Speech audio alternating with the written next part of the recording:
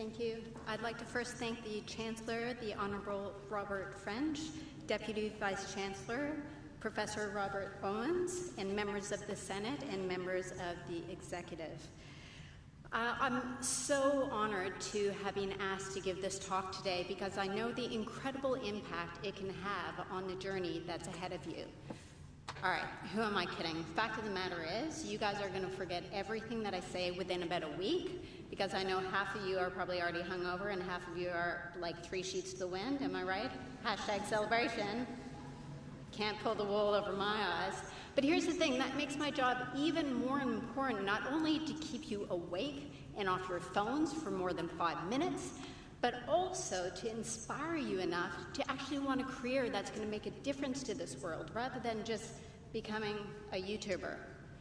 But in all seriousness, when I was first asked to give this talk, I thought, well, first, do they have the right person? But then, considering I'm standing here, I had to think, well, what nuggets of wisdom am I going to conjure up for you all? And then it hit me. When I was sitting where you're sitting right now, only a handful of years ago, what was really important for me to know? So today, I want to talk to you about the most important lessons I've learned since that graduation night, where our measure of success that night was how many shots of tequila could we drink before we vomited. Yes, we aimed really high back then. Now, to tell you about my most recent journey, I just need to dive a tiny bit into my past. So when I was young, as we were children in our family, we traveled around quite a bit because both my parents were researchers. So when I was 8, we were living in France, a country completely foreign to my own, and my parents announced their divorce. And this was really the beginning of the end for me, because I lost my identity and my sense of self.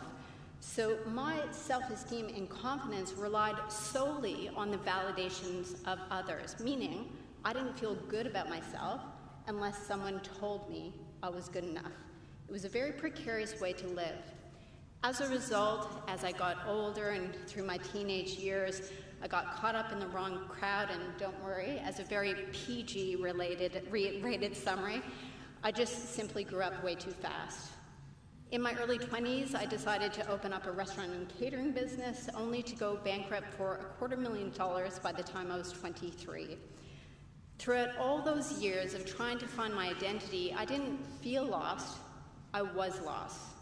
Completely at random, I decided to go to university to give it a try. Needless to say, I got stuck there for 10 years. And here's what I learned during those 10 years. So listen up, because by the way, you can't graduate until I'm finished talking, so you might as well listen.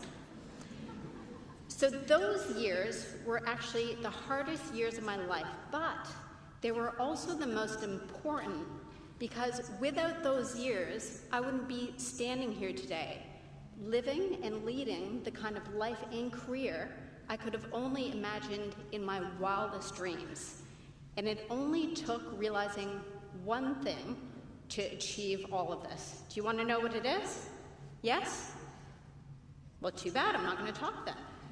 Do you guys want to know what it is? Okay, keep on listening then. So those years were really hard for a simple reason. My mind was my worst enemy. My thoughts weren't my friend. My negative thoughts lurked around every corner, waiting to tell me that I wasn't good enough, I wasn't smart enough, I wasn't pretty enough, and that I'd never amount to anything.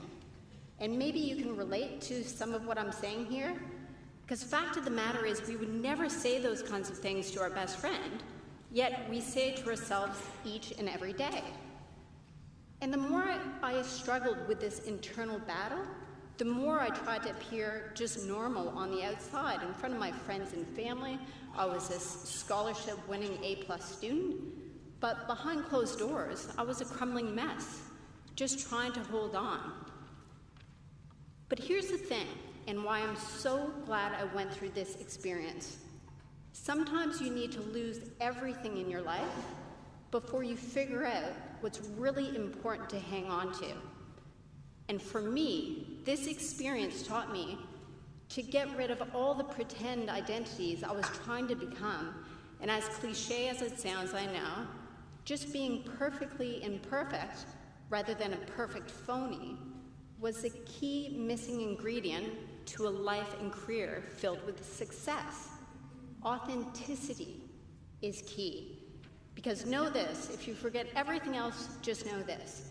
You cannot truly be a success if you're trying to be someone else. It doesn't work that way. Trust me, I tried. It doesn't work.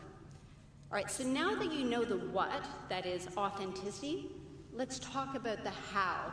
How can you go out there and stay true to your values, your passions, your beliefs, but still be a success in this dog-eat-dog world? And again, it only comes down to one thing. You see, I'm keeping it really simple for you guys today.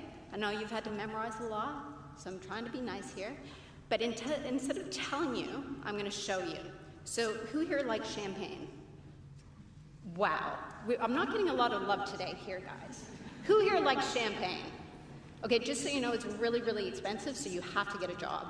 All right, so hold the microphone. Champagne.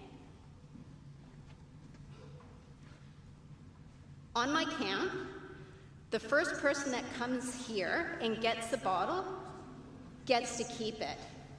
Ready, set, go. All the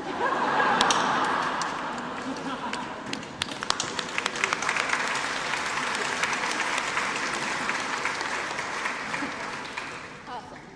Thanks for the love. I didn't tip him, by the way, so, you know. So what did he do that was different than a majority of you? It's one thing. Exactly. God, I actually asked, was there anything that I couldn't do or say during this talk? So I have a disclaimer. But he did one thing. He took action. That's it. That's the one thing. So if you really want to go out there and do something different, stop planning and then planning the plan and putting the post-it notes for the plans of the plans. Just go out there and do it. You know, you say you want to get a dream job? Great. Well, actually go out and apply for that job. Because two things will happen even if you don't get that job. One, you will get experience from that job application. Two, you will likely make a connection that's going to come in handy for the future. You know, you say you want to change the world? Mazel tov, that's great. Well, stop posting about it on Instagram and go out there and actually do it. Folks, it comes down to this really simple fact. Before you know it, you're going to be looking back on today's events like they're a distant memory. You will soon be old. You will soon have hair growing, less hair growing where it should be and more where it shouldn't. Ladies, laser hair removal. That's all I'm going to say.